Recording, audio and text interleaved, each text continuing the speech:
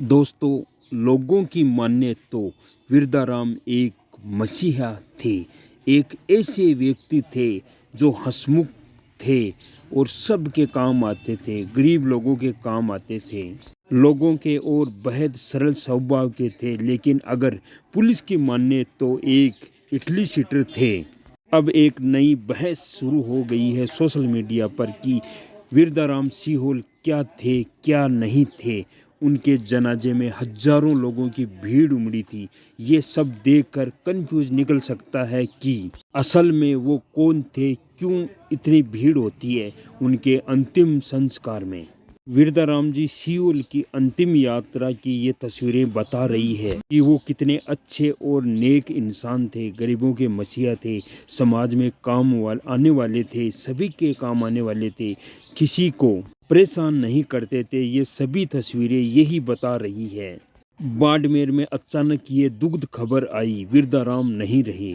एक अचानक एक एक्सीडेंट में उनकी मौत हो जाती है और खबर से चारों तरफ मातम छा जाते हैं।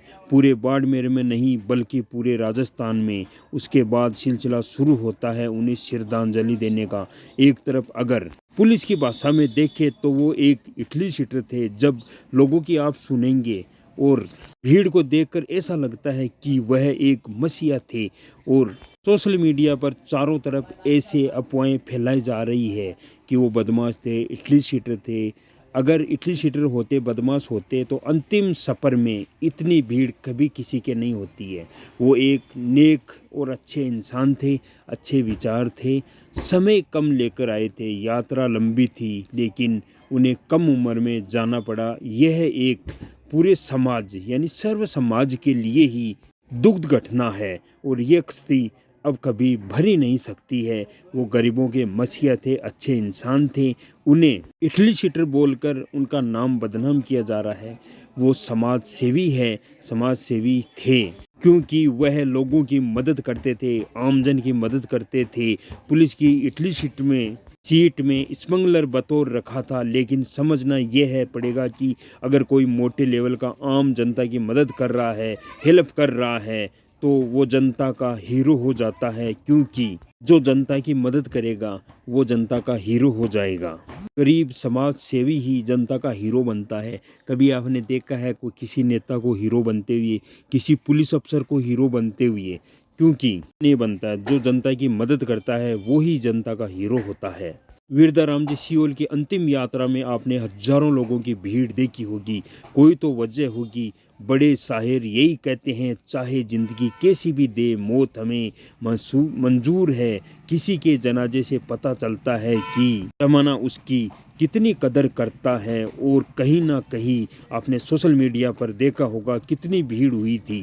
लोगों को उनके लिए दुखी होते देखे हैं, उनके लिए शेरों शायरी करते हुए देखा है। ऐसा लग रहा था किसी का अपना उनसे दूर चला गया है।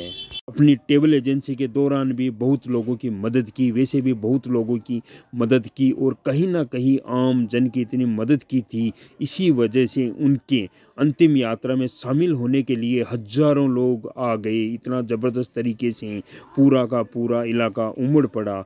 कोई भी ऐसी चीज़ नहीं होगी जिसकी वजह से हर किसी से हंसमुख होकर मिलते थे। सबकी मदद किया करते थे, का काम किया करते थे। इसलिए शायद विरदाराम सियोल का नाम हुआ करता था। पुलिस की माने तो पुलिस अपराधी घोषित कर रही है, 10 से ज़्यादा मुकदमे बताती है। लेकिन जो दूसरों के दिलों में राज करते हैं, उन्हें किसी को बताने की जरूरत नहीं है। और विरदाराम जी की अंतिम यात्रा ये बोल रही है विरदाराम जी कैसे थे, उनका जीवन कैसा था। गरीब परिवार से निकलकर एक समाज सेवी बनके सबकी मदद करके कम समय में अपना काम करके चले गए। और एक साथ व्यक्ति के अच्छे बुरे दोनों दिन आते जाते रहते हैं, लेकिन विरदाराम जी के एक साथ आ गए। पहले राज रूठता है और फिर राम रूठता है। अब उनके परिवार को हम अपने चैनल के माध्यम से यही कहेंगे कि, और जो सोशल मीडिया का परिवार है उनसे भी यही बताते हैं कि ऐसी कोई अफवाह वीडियो ना बनाए जिससे उनके घर वालों को, उनके परिजनों को, जो उनके चाहने वालों को कोई क्षति पहुंचे, दुख हो। क्योंकि वो बहुत ही अच्छे नेक इंसान थे। जय हिंद, जय भारत।